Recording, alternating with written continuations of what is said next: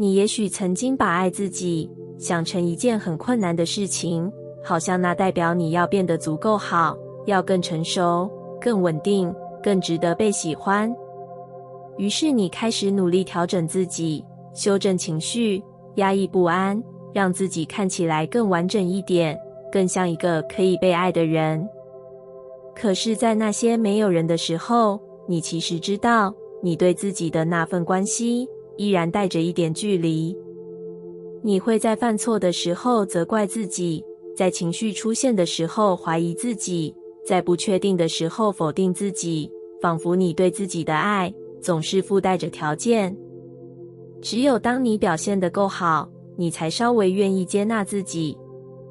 而你的大脑会忠实地记住这一切，它会学会一种模式，那就是只有变好才是安全的。于是它会不断提醒你检视自己，放大你的不足，让你维持在一种紧绷的状态。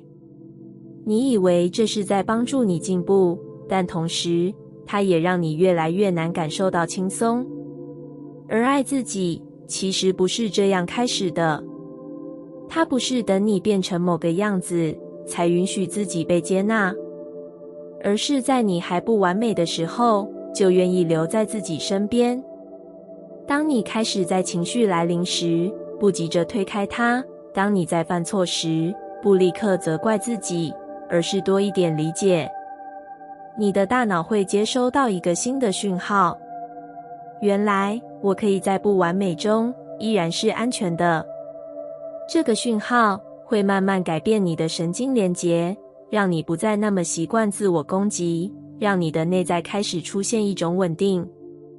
那是一种不需要证明的存在感。你开始不那么害怕失败，不那么害怕被看见缺点，因为你知道，无论发生什么，你都不会离开自己。而这样的内在状态会悄悄影响你与世界的关系。你会更自然地表达，更愿意接住机会，更不需要透过过度努力来换取认可。这时候，你会开始感觉到一种流动，好像事情变得比较顺，人与人之间的距离变得比较柔软，一些原本需要用力争取的东西开始慢慢靠近你。你可能会觉得是宇宙开始站在你这边，但其实宇宙从来没有离开，只是当你过去不爱自己时，你会抗拒，会怀疑，会退缩，让那些本来要流向你的东西停在外面。而现在的你开始允许自己被接住，你不再那么用力关上门，你开始愿意相信好的事情可以发生在自己身上。当你的内在不再对立，你的大脑会停止过度防御，你的神经系统会进入一种比较放松的状态。而这样的状态会让你更敏锐地看见机会，更自然地做出对自己有利的选择。于是你会发现，一切开始对齐，不是因为你终于变得完美，而是因为你开始站在自己这边。当你开始爱自己，你不再需要与自己对抗，不再需要证明价值，不再需要用力追赶什么，你只是稳稳地存在着。而在这样的存在里，你的大脑会支持你，你的选择会靠近你，你的世界会回应你，宇宙也会在这个时候静静地把那些本来就准备好要给你的可能一一送到你面前，因为你终于愿意用同样的温柔站在自己这一边。曾经那么用力地把某些部分的自己推开，那些情绪太强烈的时候，那些反应太直接的时候，那些让你觉得这样不好的样子，你会下意识地收回，压住，甚至在心里对自己说，不可以再这样了。你以为这样是在让自己变得更好，是在学习成熟，是在避免再次受伤。但那些被你推开的，其实并没有离开，它们只是静静地停在你的内在某个角落，没有声音，却一直存在。在你疲惫的时候浮现，在你脆弱的时候出现，在你最需要被理解的时候，轻轻地提醒你，还有一部分的你没有被好好接住。你的大脑会记住这些抗拒，每一次你否定某个情绪，神经系统就会把它标记为不被允许。久而久之，你会对那些感受产生距离，甚至开始害怕它们出现。但情绪从来不是错误，它们只是讯号。那些你曾经抗拒的自己，也不是问题。它们只是你在某些时刻为了保护自己而形成的样子。也许是那个很容易受伤的你，也许是那个需要被看见的你，也许是那个在关系里渴望靠近的你。它们曾经出现，都是有原因的。只是你还来不及理解，就急着把它们关起来。而现在的你，开始慢慢长大，开始有能力用不同的方式看待自己。你不再只是想要改变，你开始想要理解。当你愿意停下来，去看见那些被你遗忘的部分，一种很微妙的感觉会出现。那不是责备，也不是羞愧，而是一种淡淡的心疼。你会发现，那些你曾经觉得不该存在的样子，其实只是很努力的在撑着，很努力的想要让你活下来。而这一刻，你其实正在做一件很重要的事。你没有再把自己分开，你开始把那些被遗落的部分慢慢带回来。这个过程不会一下子完成，也不需要你立刻变得完全接纳。它更像是一种重新认识，一种慢慢靠近。当那些情绪再次出现时，你不再急着压下去，你只是陪着它。当那些熟悉的反应浮现时，你不再立刻否定，你只是多停留一点点。你的神经系统会开始学会一种新的经验。原来这些部分也是可以被允许的。这份允许会慢慢改变你内在的结构，让那些原本被隔离的部分重新与你连结。而当这些碎片开始被整合，你会感觉到一种前所未有的完整。不是因为你变得更好，而是因为你不再遗弃自己。你开始在不同的状态里都能够与自己同在。你会在某一刻明白，那些你曾经抗拒的自己从来不是你的敌人，他们只是迷路了一段时间。而现在的你，终于愿意走回去，牵起他们的手，轻轻地说：我们可以一起回家了。那么努力地想让自己变得更好，试图修正情绪，控制反应，让自己看起来更稳定，更成熟。你会在犯错后反复检讨，在情绪失控后责怪自己，在不如预期的时候默默地告诉自己还不够，还要再更好一点。那种追赶的感觉有时候让你前进，但更多时候也让你感到疲惫。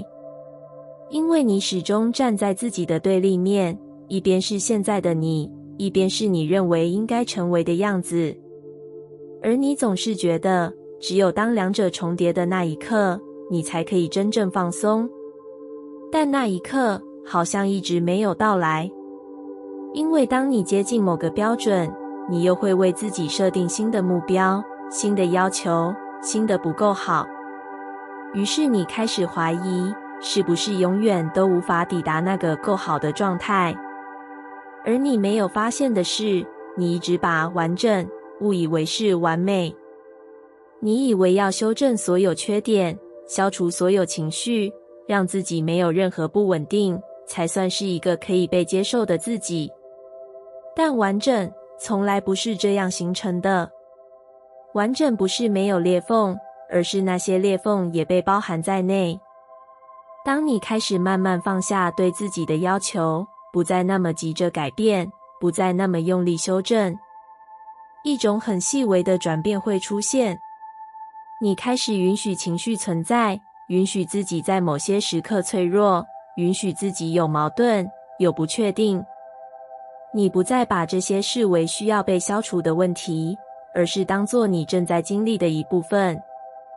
你的大脑会接收到这样的讯号：原来我不需要变成另一个样子才可以被接纳。这份讯号会慢慢松动那些长期建立的自我批判，让你的神经系统不再那么紧绷。你会开始感觉到一种前所未有的轻松，不是因为你变得更厉害了，而是因为你不再与自己对抗。当你停止对抗，你的能量会回来。那些原本用来批评自己的力气，开始转为理解，转为陪伴，转为支持。你会在一些时刻发现，自己其实早就拥有很多，你只是以前看不见，因为你的目光总是停在还不够的地方。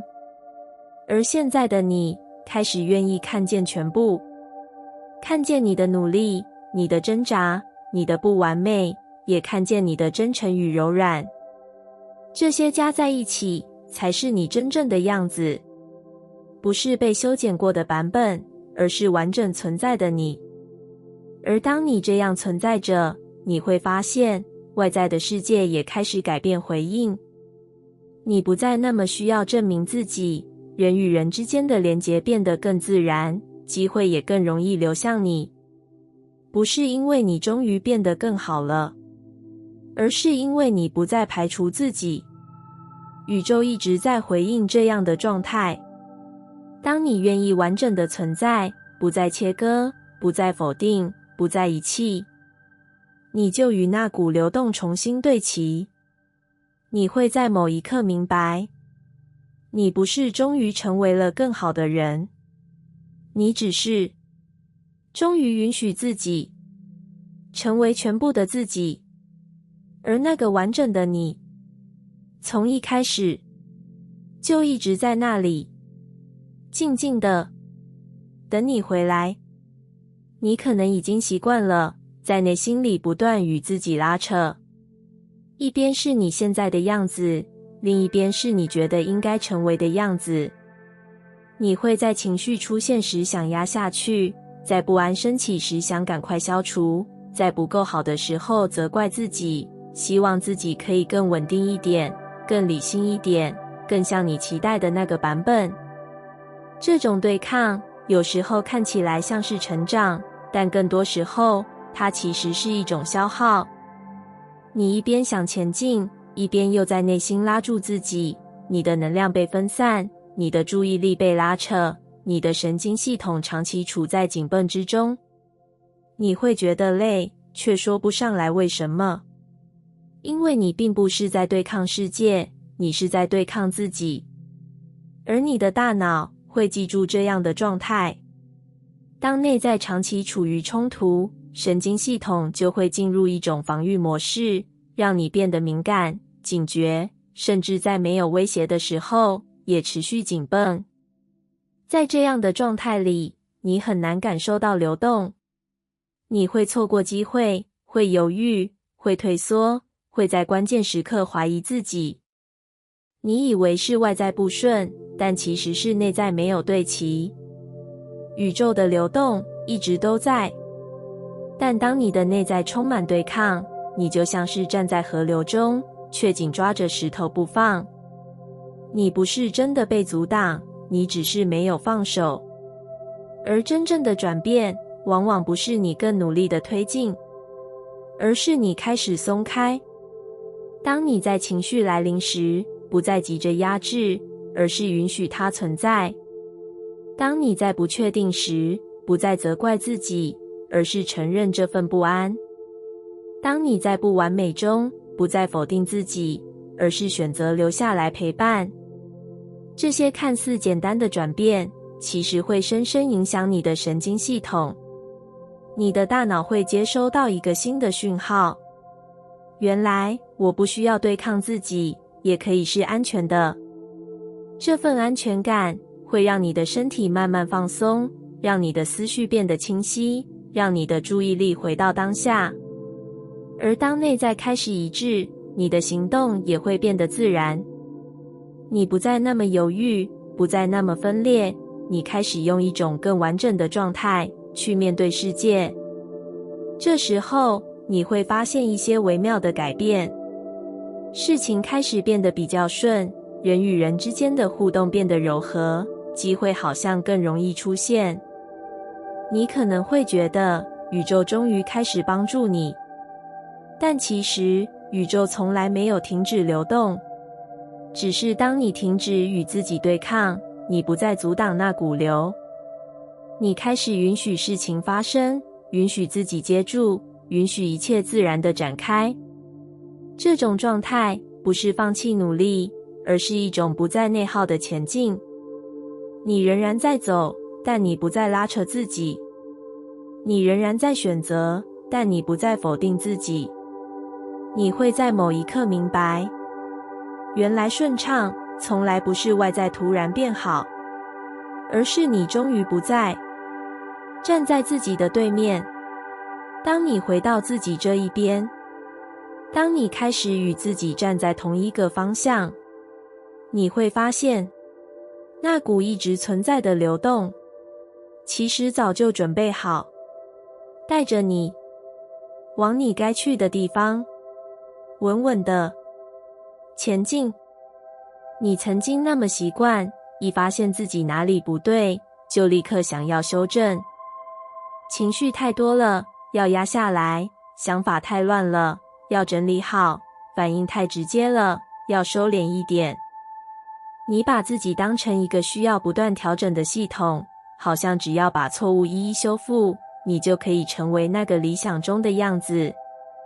可是在这样的过程里，你其实很少真正停下来问自己，这些被你称为需要修正的部分，它们到底是什么？它们从哪里来？它们在什么时候出现？它们曾经想要帮你什么？你只是急着让它们消失，却没有机会理解它们存在的意义。于是你一边努力变好，一边却感觉越来越疲惫，因为你其实一直在否定自己的一部分。你的大脑会记住这种模式，每当有某种感受出现，它就会立刻启动修正程序，让你回到那个被允许的状态。久而久之，你甚至不太确定哪一个才是真正的你，是那个被整理过的你，还是那些被压下去的感受。而真正的转变往往不是你更努力的修正，而是你开始慢慢停下来。当某个情绪出现时，你没有立刻把它当成问题，而是试着去看见它。你会开始好奇，为什么我会有这样的感受？这个反应是从什么时候开始的？你从修正走向理解，而这个转变会在你的内在产生很深的影响。你的神经系统会慢慢放松下来，因为它不再需要随时防备错误的出现。你的大脑也会开始建立新的连结，让看见自己取代否定自己。你会在这个过程中发现，那些你曾经想要改掉的部分，其实都有它的原因。那个容易焦虑的你，也许曾经很努力地提醒你注意风险；那个容易退缩的你，也许曾经帮你避开了伤害。它们不是缺陷，而是过去的你在有限的资源下做出的选择。而现在的你已经有能力用不同的方式生活，所以你不再需要用消除来面对它们，你可以用理解来重新认识它们。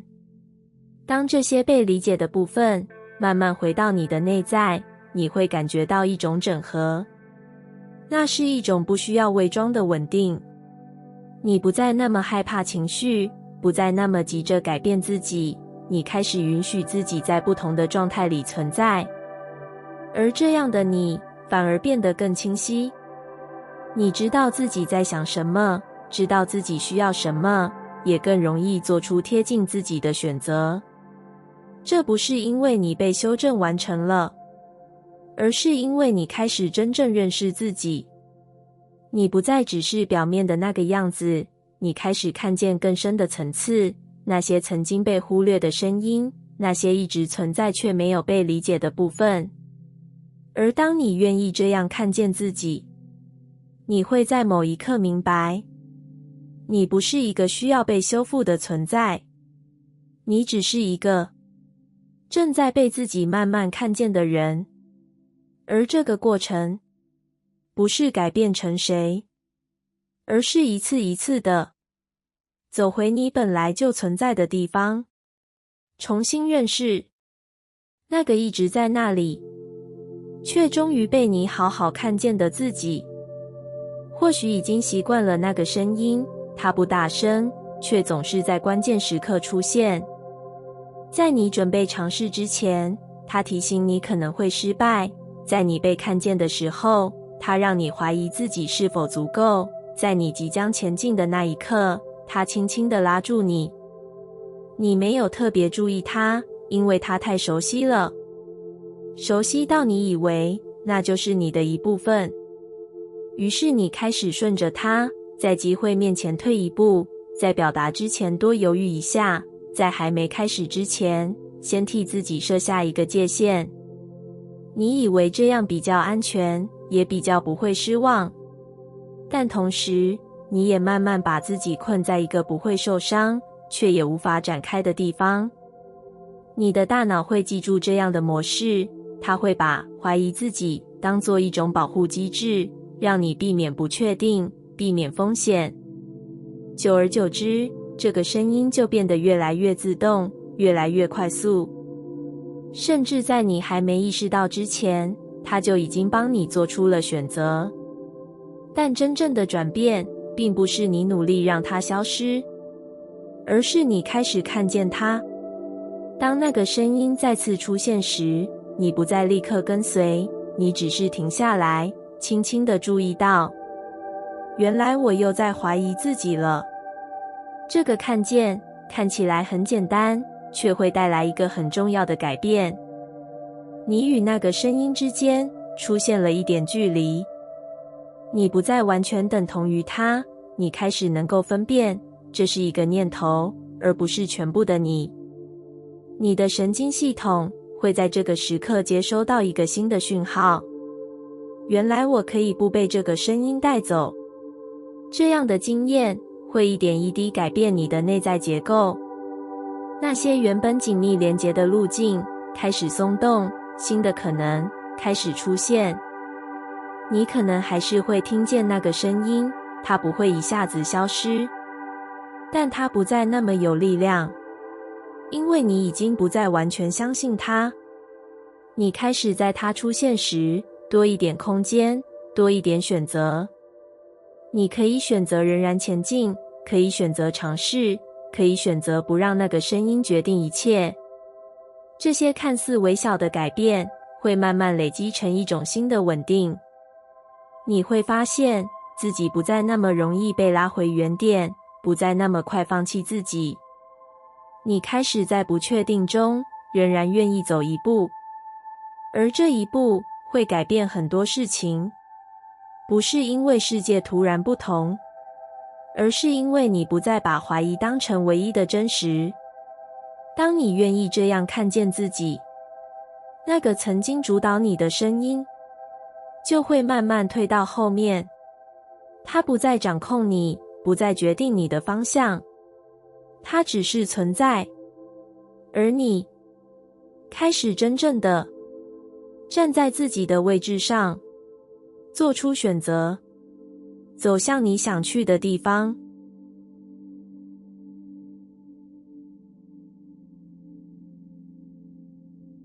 感谢你听完我的影片。如果你觉得影片有帮助到你，欢迎点赞并订阅我的频道，让我可以持续与你分享。也可以在评论中留下你的想法和经验，或是将影片分享给你的亲友。再次感谢你的收听，我们下次再见。